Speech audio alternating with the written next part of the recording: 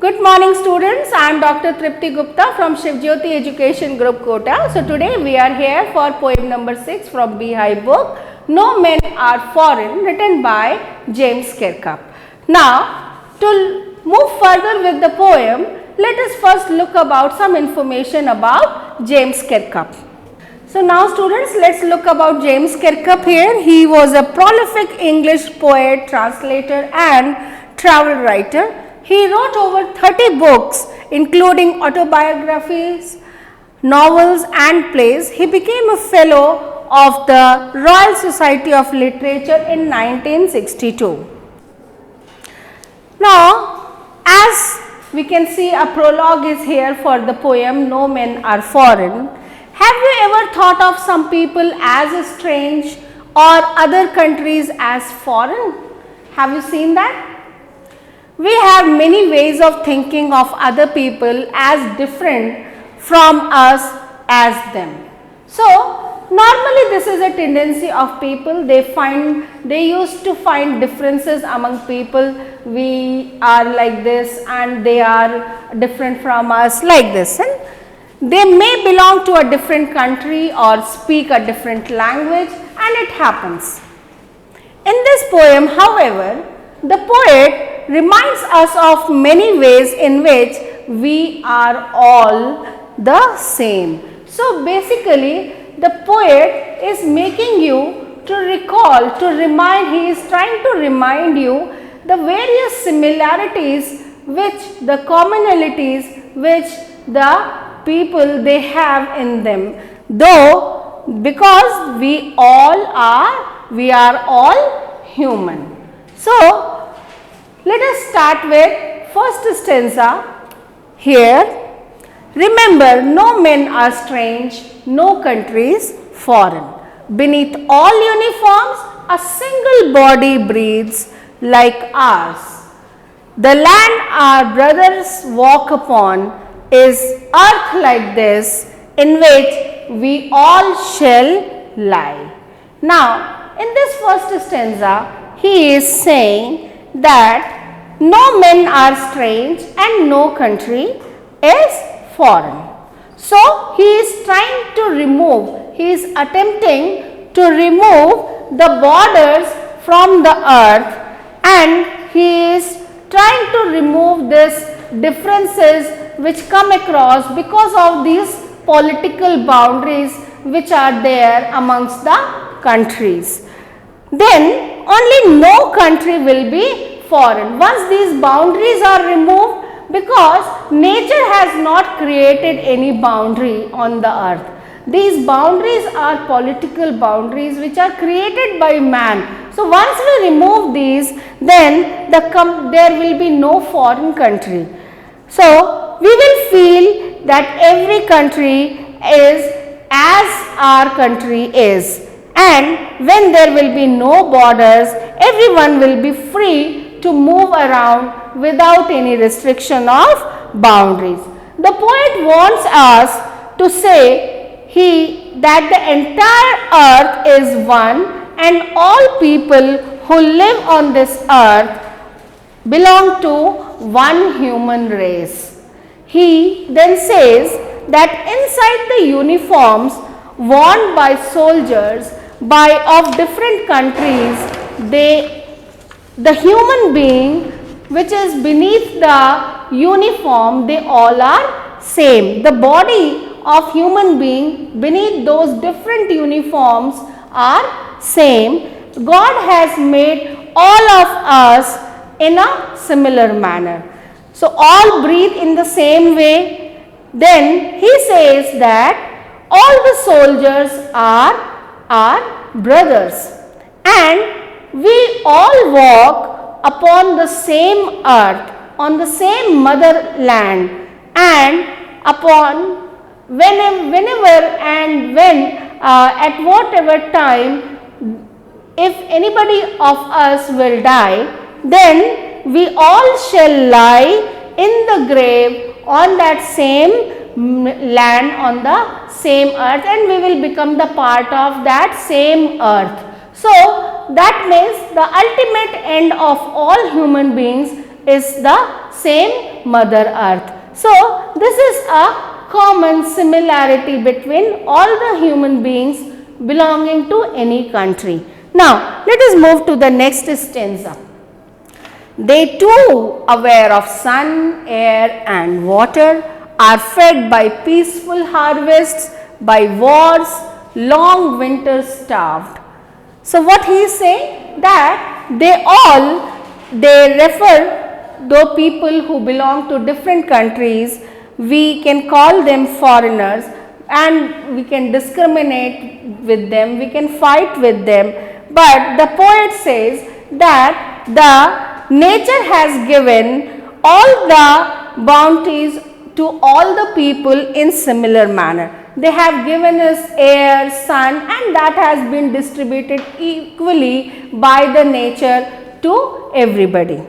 So, everyone gets sunlight, air, water in equal measures, which means that God does not differentiate between people from different countries. So, there is no difference of countries in the eyes of God. We all do farming during the peace time, and when there is war, see here the line, by wars long winter starved. Whenever there is war, the after effect of war is starvation, deprivation, the population get hurt, they lose property, they lose life, and that loss is basically being suffered by everybody wherever the people are facing war in similar manner.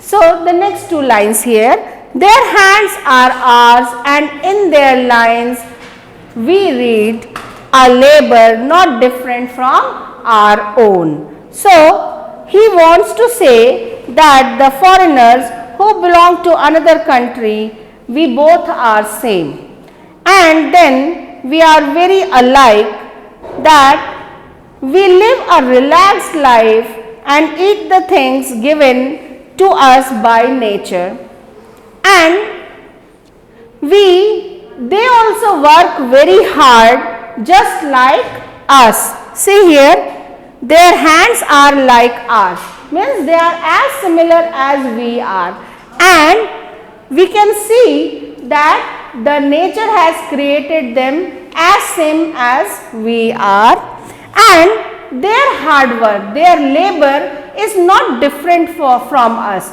We also put hard work for producing crop, for the life, for the prosperity of life, and they also do similar hard work in the same manner. So that is how these are the similarities between us and all the human beings who are belonging to different countries. Now, let us move to the next stanza here. Remember, they have eyes like ours that wake or sleep, and strength that can be won by love. In every land is common life that all can recognize and understand. See here in this third stanza what the poet wants. He wants to make us remember something. And what is that? He says that we should keep in mind that people of another country whom we think are our enemies, they are being bestowed by God with similar appearance. They look all alike us. Okay, they have similar eyes. Those eyes, like we open our eyes, they also open our eyes when they are awake. And when we sleep, we close our eyes, they also close their eyes when they are asleep. So, there are similarly, he has also given them that the strength which we have can be won by love rather than the strength. Exerting strength will not win the hearts. If you want to win a person's heart, or if you want to win any person in world, you can win them by love. So, life, he also further says that life means all the things that are living, and if we can recognize them, if we can understand their feelings and realize that they are all like us. So we have to understand, we have to feel this aspect that there are more similarities rather than differences amongst the human beings, and then there will be no fights, no wars between us. So he is talking about a universal brotherhood to be maintained, to be understood by the people in the whole world as a common human race. Now, let's move to the fourth stanza here. Now, as here he talks about further, let us remember. Now, he wants us to remember again. What that is whenever we are told to hate our brothers, it is ourselves that we shall dispose, betray, condemn.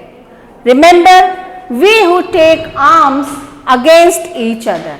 So what he is saying, he is trying to make us understand that those people who belong to different countries and we consider them to be enemy, and whenever we are thinking that someone is our enemy, what we are doing, we are depriving ourselves from our brothers only. They are as same human beings, and we are trying to bring that enmity amongst us, and we cheat ourselves and we condemn ourselves when we feel that enmity amongst ourselves. So he says that we should stay away from such negativity. We should not consider anyone to be our enemy. Now, during war, both the parties must bear the loss. They all are suffering losses of property, lives, and because of those sufferings, both the sides of that war, both the parties, they are bearing the hardships of war. Now, finally, he is saying that war is not in our favor in any manner, and those people who are trying to motivate us, who are trying to teach us, that giving us a thought, that who are provoking us to be enemy, they are basically the people who are doing this for their personal gain. So we should put our intelligence before indulging in war. Now, he says that whenever we pick any weapon against someone, we should remember this, that we are hurting ourselves, our brothers. Okay, so whosoever is being hurt, they all are human beings. So the war is no solution to the problems of the world. Now, let us come to the last stanza of the poem. It is the human earth that we defile. Our hells of fire and dust outrage the innocence of air that is somewhere our own. Remember, no men are foreign and no countries strange. Now see here, he is trying to conclude in this last stanza, and what he is saying, we should keep in mind that whenever we pick weapons against each other, we make earth dirty. Defile, this word means to make it dirty. So we make the earth dirty because weapons, they kill people, and their bodies, their blood will fall on this pure earth and it will make it dirty.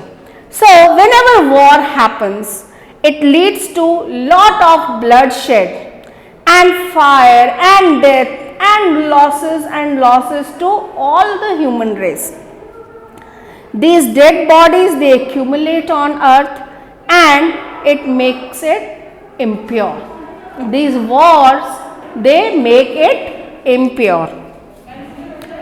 the fire of war which erupts, the smoke which comes out, the dust which fills the air, it is so dirty that it pollutes and outrages the purity of the air.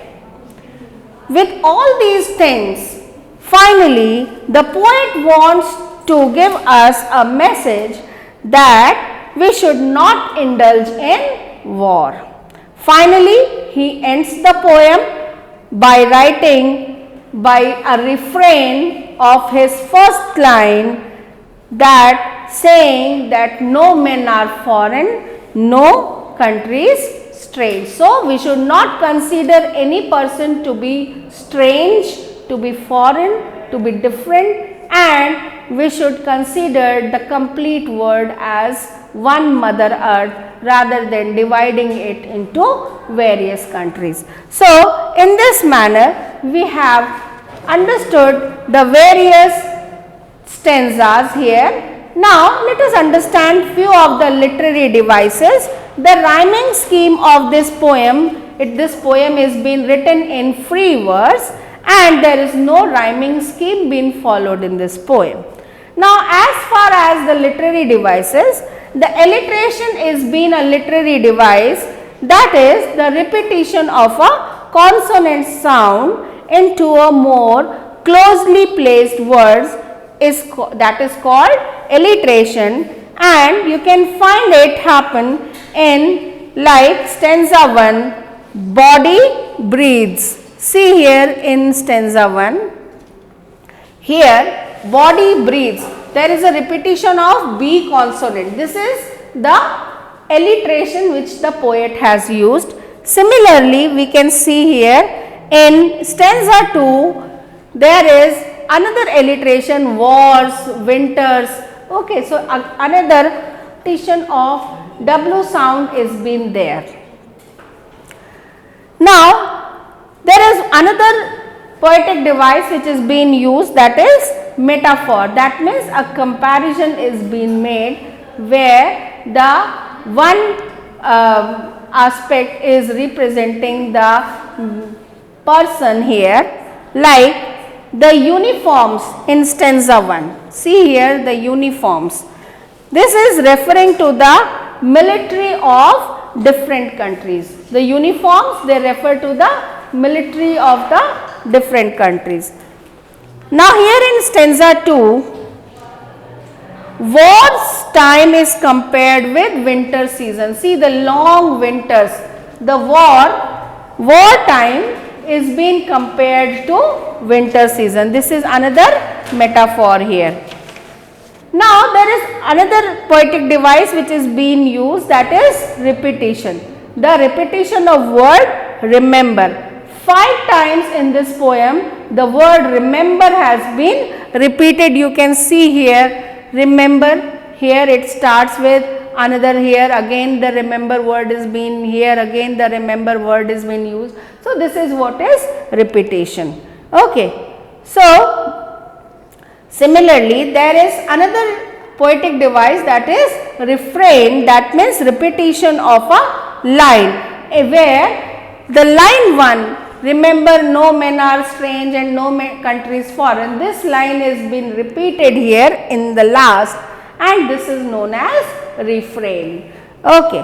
So, this is how we have understood the various poetic devices being used here by the poet in this poem. I hope you must have understood the various concepts and the logics and the various aspects of this poem and the poetic devices also well. So, students, thank you very much.